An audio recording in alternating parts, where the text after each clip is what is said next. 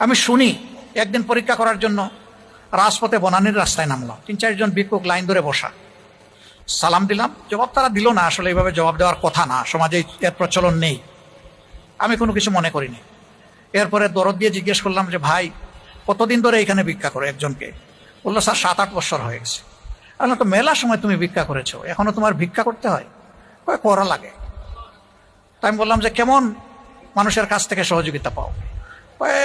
খারাপ না, সারাদিনে 2000-2500 এরকম হয়ে যায়। মাশাল্লাহ, তাইলে তো কম না। স্যার থাকে না। থাকে না কেন? যে প্রথমেই 400 টাকা দিয়ে এখানে বসতে হয়। আমি জিজ্ঞাসা করলাম কারে দিতে হয়? আপনি বুঝে নেন। মানে সে আমার দিকে ইশারা করলো আর, যে আপনি বুঝে নেন। আমি বললাম এটা কি প্রতিদিন? স্যার শুরু করার আগে দিতে হয়, নইলে এখানে বসতে দেয় না।